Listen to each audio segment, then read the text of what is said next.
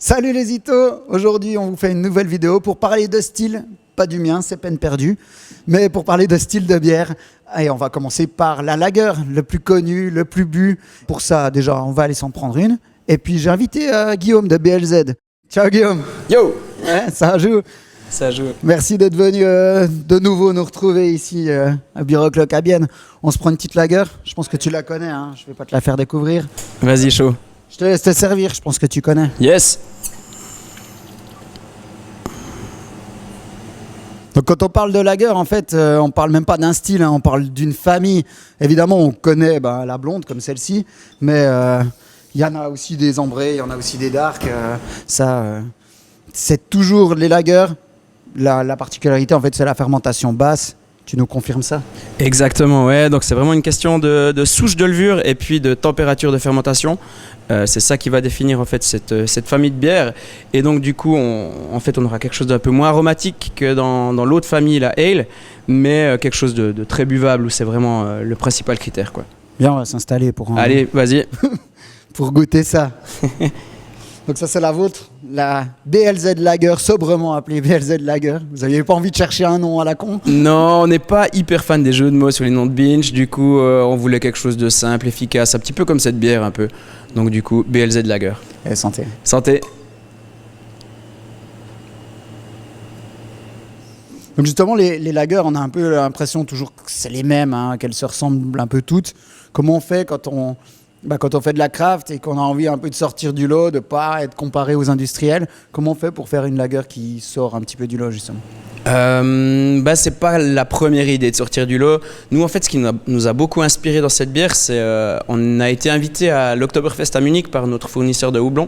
Et puis on était dans la tente Augustiner, qui est pour moi la meilleure brasserie de Munich, en tout cas dans les grands. Et on a été assez bluffé par leur spécial de l'Oktoberfest. Et on a vraiment adoré cette bière. On l'a pas mal étudiée, pas mal goûté, essayé de décortiquer un petit peu tous les arômes, essayer de reproduire ça un peu à notre sauce. Et en fait, ça a inspiré du coup notre lager. Je disais au tout début, hein, la lager, c'est le style le plus connu, c'est ce qui est le plus bu. En Suisse, on estime que c'est 70% de la consommation. Donc en sachant qu'on est, je crois, à 57 litres par personne par année, ça veut dire qu'il y a 40 litres de lager qui sont écoulés. Donc on est obligé d'en faire. Ouais, c'est un petit peu ça. Au début, forcément, tu vas apprivoiser d'autres terrains un petit peu parce que c'est en fait étonnamment très difficile de faire une lager, une bonne lager. Donc du coup, la plupart des brasseries commencent par faire des ales où tu arrives plus facilement à cacher un petit peu les défauts ou les manques d'équilibre. Mais à un moment donné, tu es quand même confronté au fait de faire une lager. Pour nous, ça a été même un plaisir au fait de la faire. On apprécie aussi boire une bonne lager en fin de journée après le travail ou comme ça. Et donc du coup, on aime bien faire cette bière. Ouais. On le disait, hein, c'est un style particulier parce que c'est une fermentation différente, fermentation basse. Est-ce que c'est la seule bière en fermentation basse que vous faites chez vous ? Pour le moment, c'est la seule, ouais. Mais j'ai 2 projets dans la tête là pour le moment qui sont en construction, qui vont peut-être sortir en one shot. Ça sera à voir un petit peu exactement sous quelle forme. Mais il y aura d'autres lagers qui vont venir, ouais. En dark lager peut-être ? Ouais, pourquoi pas. Parce qu'on n'en trouve pas beaucoup, hein, finalement. C'est clair, ouais. Et c'est vraiment très intéressant comme binge. Ça amène des jolis arômes. Mais donc du coup, 2 projets pour le moment, mais sinon c'est la seule, quoi. Et justement, on disait fermentation basse, ça veut dire que la fermentation se fait à 10-15 degrés au lieu de température ambiante pour les ales. Ça veut dire que vous avez dû faire des locaux spéciaux pour cette fermentation-là ? Non, heureusement, ça n'a pas été nécessaire. En fait, chaque cuve dans la brasserie est thermorégulée indépendamment l'une de l'autre. Et donc, du coup, on peut vraiment régler chaque cuve, enfin chaque température de fermenteur séparément.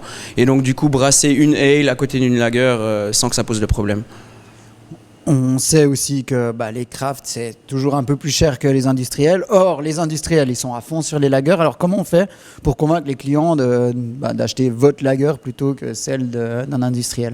Ouais, c'est effectivement vraiment le gros challenge pour nous de réussir à vendre notre lager alors qu'elle est quand même plus cher.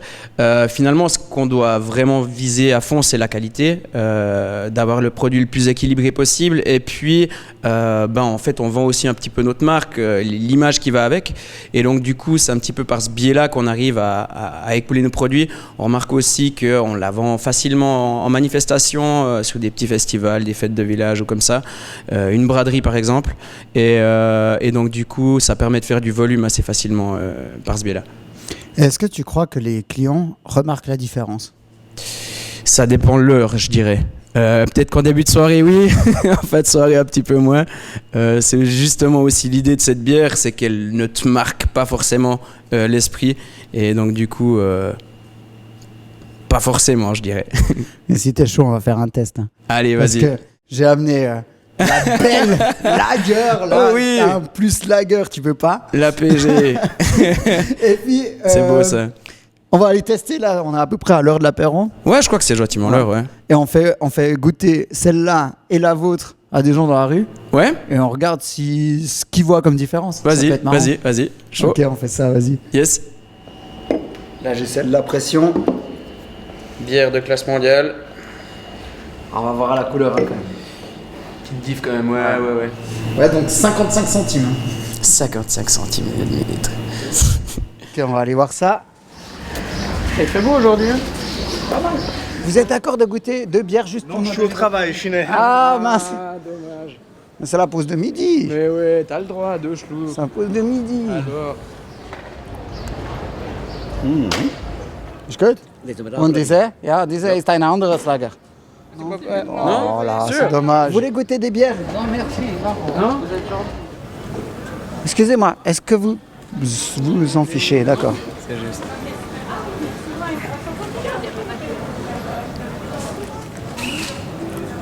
Das passt mir besser. Diese ist besser. Für mich. Okay. Warum? Können Sie Aber das haben wir selber gemacht. Ja. Das merkt man.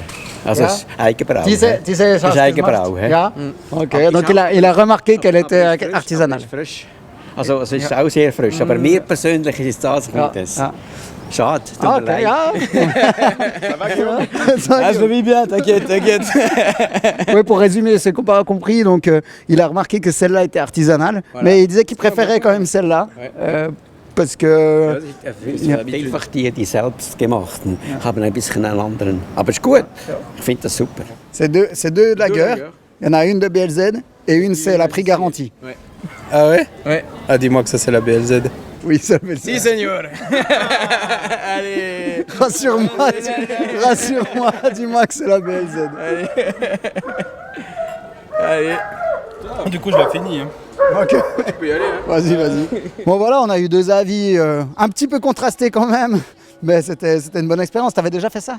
Non, j'avais jamais fait. Et en plus, on remarque que notre public cible apprécie notre bière, alors ça fait plaisir.